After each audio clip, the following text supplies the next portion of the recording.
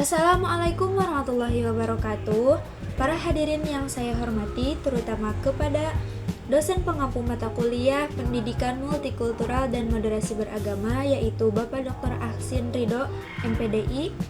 Pada kesempatan kali ini saya akan menjelaskan tentang bagaimana pendidikan agama Islam dapat memainkan strategis dalam mengintegrasikan isu-isu Sustainable Development Goals, khususnya SDGs 4, 5, 10, 13, dan 16 ke dalam proses pembelajaran.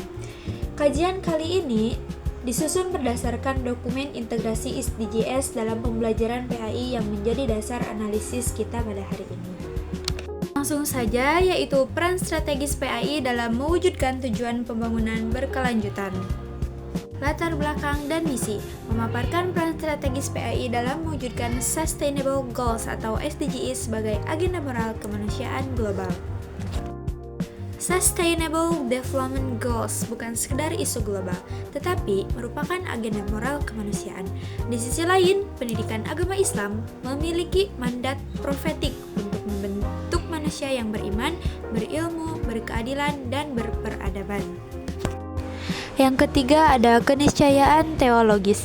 Keniscayaan teologis adalah sebuah keharusan yang bersumber dari ajaran agama, terutama terkait perintah, nilai, atau prinsip moral yang dianggap wajib dijalankan oleh manusia beriman.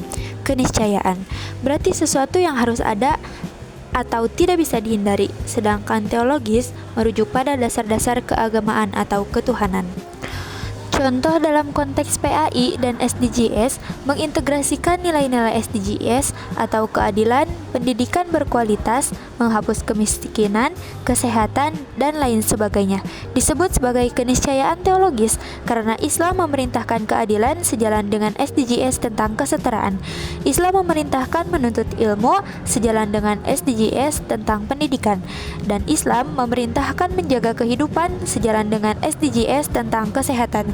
Maka mengajarkan atau menerapkan nilai SDGs dalam PAI bukan hanya pertimbangan pedagosis, melainkan bagian dari amanah keagamaan.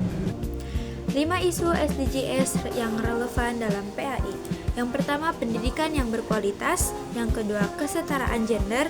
Yang ketiga, pengurangan ketimpangan. Yang keempat, aksi iklim. Dan yang kelima, perdamaian dan keadilan. Berikut penjelasannya. Pendidikan berkualitas atau SDG 4. Isu pendidikan berkualitas menekankan bahwa pembelajaran PAI tidak hanya sekedar menghafal materi, tetapi harus membentuk kompetensi spiritual, moral, dan sosial peserta didik. Dalam konteks ini, PAI perlu menghadirkan metode belajar yang aktif, konstekstual, berbasis nilai, dan sesuai perkembangan zaman. Guru PAI dituntut untuk menghadirkan kelas yang inklusif, mendorong literasi digital, serta membangun karakter, memastikan bahwa setiap siswa memperoleh kesempatan belajar secara adil dan bermakna. Yang kedua, kesetaraan gender atau SDG 5. PAI memiliki peran strategis dalam menanamkan nilai keadilan antara laki-laki dan perempuan sesuai prinsip Islam. Isu pentingnya antara lain menghilangkan stereotip peran gender dalam pembelajaran, mengajarkan pemahaman bahwa laki-laki dan perempuan memiliki martabat yang sama, serta menumbuhkan sikap saling menghormati dan mencegah kekerasan berbasis gender. PAI harus menghadirkan narasi keagamaan yang mendukung emansipasi dan menghargai potensi setiap individu tanpa diskriminasi. Yang ketiga, pengurangan ketimpangan atau SDGs 10. Ketimpangan sosial dapat muncul dalam bentuk ekonomi, akses pendidikan, status sosial, maupun latar belakang keluarga. Dalam konteks PAI, isu ini relevan karena PAI mengajarkan nilai keadilan, kepedulian sosial, dan empati. Yang kedua, siswa dilatih untuk membantu sesama, peka terhadap kelompok rentan, dan mencegah sikap eksklusif. Dan yang ketiga, praktik pembelajaran PAI dapat mendorong inklusivitas, misalnya melalui program infak, sedekah, dan kegiatan sosial yang mendidik kepekaan moral. Dengan demikian, PAI berkontribusi mengurangi ketimpangan dengan membangun karakter peduli dan anti diskriminasi. 4. Aksi iklim atau SDGs 13. Dalam ajaran Islam, manusia adalah khalifah atau seorang pemimpin yang bertugas menjaga bumi. Isu aksi iklim menjadi relevan dalam PAI karena 1. Kerusakan lingkungan berkaitan dengan amanah dan tanggung jawab moral. Kemudian, PAI dapat menanamkan nilai berkelanjutan atau sustainability sebagai bagian dari iman dan akhlak. Ketiga, kegiatan pembelajaran dapat diarahkan pada cinta lingkungan, penghematan energi, pengelolaan sampah, dan penghormatan terhadap alam. PAI menjadi sarana efektif membentuk generasi berakhlak ekologis.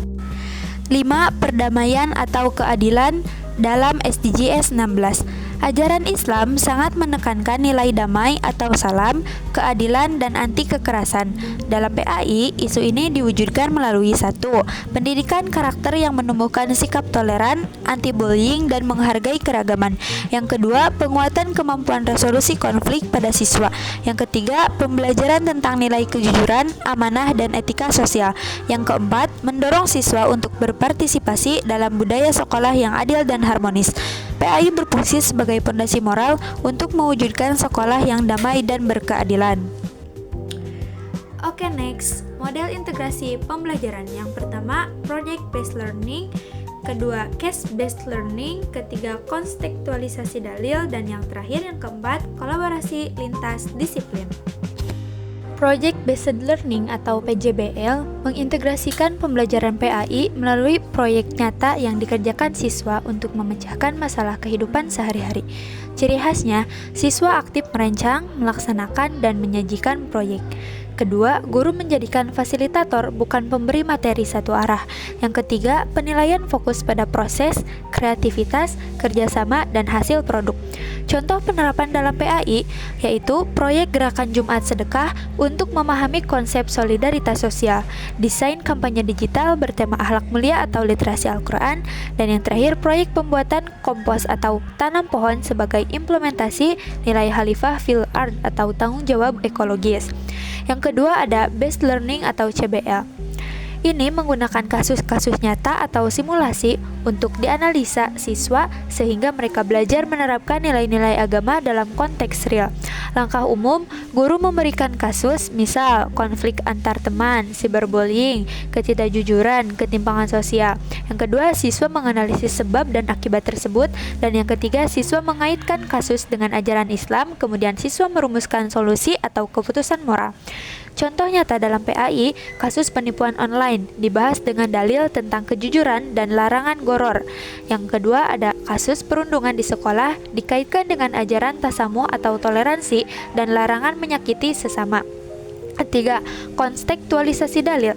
Model ini mengintegrasikan ayat Al-Quran atau hadis dengan masalah-masalah kontemporer sehingga dalil menjadi relevan dan bermakna dalam kehidupan siswa.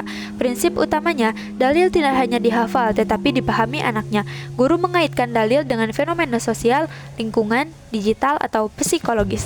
Siswa dilatih menginterpretasi dalil secara moderat dan rasional. Contoh, ayat tentang amanah dikontekstualkan dengan perilaku digital atau menjaga data pribadi, tidak plagiasi. Hadis tentang kebersihan dikaitkan dengan isu polusi dan krisis sampah.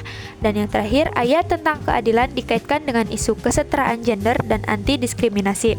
Yang keempat ada kolaborasi lintas disiplin.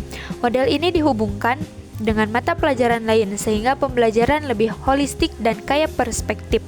Bentuk kolaborasi, misal PAI dengan IPA, proyek menjaga lingkungan, konservasi energi, atau aksi iklim.